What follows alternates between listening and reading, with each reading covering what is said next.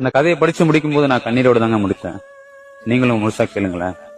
இந்த 2 பேருக்குமே வயசு 70 இருக்கும். தள்ளாடி தள்ளாடி நடந்து போயிட்டு இருக்காங்க. எங்க போறாங்கன்னு பார்த்தாக்கா ஹாஸ்பிட்டலுக்குங்க.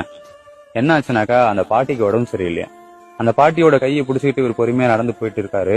போயிட்டு டாக்டர் பாக்குறாரு. டாக்டர் கிட்ட கேக்குறாருங்க, ஐயா ஐயா இவங்களுக்கு என்ன ஆச்சுன்னு தெரியல, ரொம்ப பயமா இருக்கு, 3 நாளா சாப்பிடல, இவங்களை குணப்படுத்திட்டீங்க அப்படின்னாக்கா ரொம்ப புண்ணியமா இருக்கும் ஐயா அப்படின்றாரு.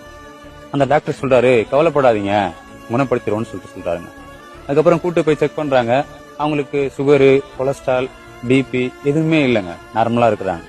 அந்த டாக்டரும் செக் பண்ணிட்டு இப்படிதாங்க சொல்றாரு, அவங்க நார்மலா தான் இருக்காங்க, கவலைப்படாதீங்க, அவங்க ஒழுங்கா சாப்பிடல இல்லையா, அதுக்காக நான் சத்து ஊசியும் டிப்ஸும் போட்டு விடுறேன், அவங்கள கூட்டு போங்க அப்படின்னு சொல்றாரு. உடனே அந்த பாட்டி, ஐயா அப்பனா அவருக்கும் ஒரு பாட்டில் போட்டு விடுங்க அப்படின்னு சொல்லி கேக்குறாங்க.